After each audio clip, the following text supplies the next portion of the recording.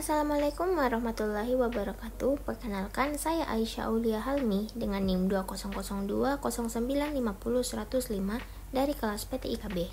Kali ini saya akan membahas mengenai proses terbentuknya pelangi. Jadi teman-teman, apa itu pelangi?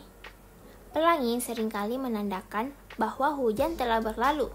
Biasanya, pelangi bisa terlihat jelas dengan awan hujan atau yang disebut juga dengan cumulonimbus yang berada di dekatnya.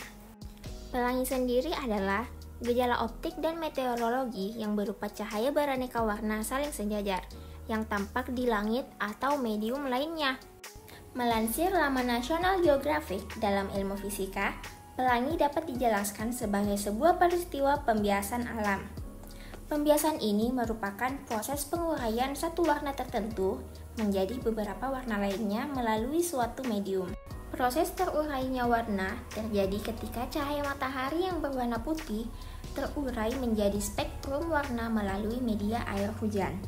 Cahaya putih yang memancar dari matahari dapat dipecah menjadi 7 warna pelangi secara berurutan, yaitu ungu, nila, biru, hijau, kuning, orange, dan merah.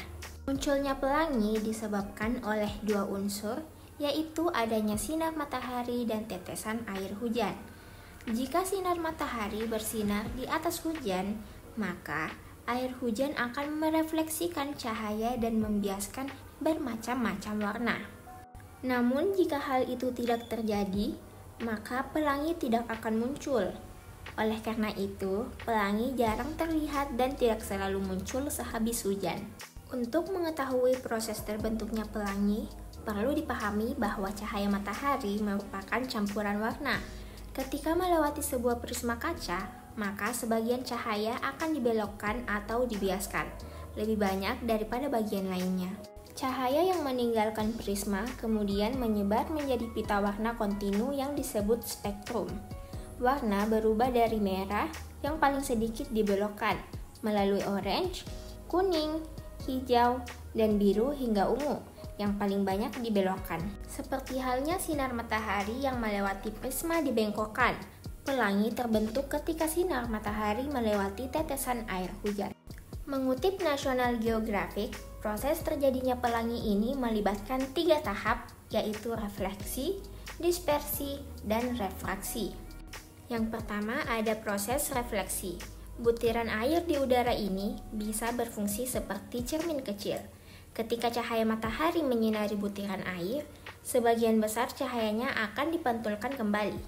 Saat terjadi hujan, udara akan mengandung banyak butiran air yang membentuk seperti tirai, dan masing-masing butiran air yang kecil ini akan memantulkan kembali cahaya matahari yang datang. Namun, kalian pasti bertanya-tanya, cahaya matahari berwarna putih, mengapa pelangi bisa berwarna-warni? Nah, jawaban dari pertanyaan ini akan dijawab melalui proses kedua, yaitu dispersi. Dispersi cahaya adalah fenomena saat cahaya mengalami penguraian. Cahaya matahari terlihat berwarna putih. Ketika cahaya matahari mengenai dan dipantulkan oleh butiran air, cahaya akan terdispersi dan melebar sehingga tampak warna-warni yang ada di pelangi. Kemudian, proses yang ketiga adalah refraksi cahaya. Kondisi ini terjadi saat cahaya matahari menembus butiran air dan dipantulkan ke arah yang sedikit berbeda. Setiap warna akan mengalami refraksi ke arah yang berbeda, dan perbedaan arah cahaya ini bisa dipengaruhi masing-masing panjang gelombang tiap cahaya. Hal ini yang menyebabkan cahaya pelangi menyebar dan melebar seperti kipas. Umumnya, cahaya berwarna merah memiliki panjang gelombang yang paling panjang, yaitu 650 nanometer. Cahaya berwarna merah juga akan muncul sebagai warna terluar di lengkungan pelangi.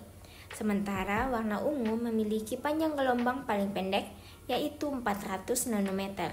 Contoh perbedaan arah refraksi cahaya adalah cahaya berwarna merah akan dipantulkan dari butiran air dengan sudut lengkungan yang lebih besar dari cahaya berwarna jingga. Kemudian, proses refraksi cahaya ini yang membuat warna pelangi akan mengurut dari merah, jingga, kuning, hijau, biru, nila, dan ungu. Selanjutnya kita akan membahas mengenai jenis-jenis pelangi. Berikut ini adalah beberapa jenis pelangi yang ada. Yang pertama ada binar atau glow. Jenis pelangi ini terlihat di atmosfer dan muncul saat hujan atau gerimis turun. Cahaya pelangi terbentuk oleh cahaya matahari yang melewati tetesan air hujan, bukan dipantulkan olehnya. Beberapa ilmuwan menyebut cahaya ini sebagai cahaya ordenol. Yang kedua, pelangi ganda. Terkadang kalian mungkin melihat pelangi ganda. Dalam fenomena ini, pelangi sekunder samar muncul di atas pelangi primer. Pelangi ganda disebabkan oleh cahaya yang dipantulkan 2 kali di dalam rintik hujan.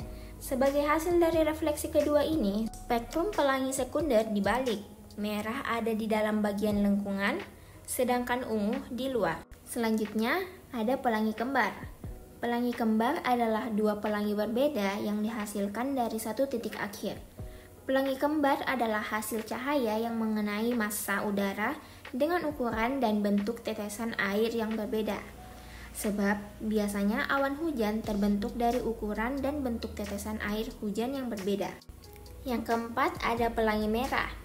Pelangi merah juga disebut sebagai pelangi monokrom. Biasanya muncul saat matahari terbit atau terbenam. Selama waktu ini, sinar matahari bergerak lebih jauh di atmosfer, dan panjang gelombang yang lebih pendek, biru dan ungu, telah tersebar. Hanya warna merah panjang gelombang panjang yang terlihat di pelangi ini. Yang terakhir ada pelangi terpantul. Pelangi yang dipantulkan muncul langsung di permukaan badan air.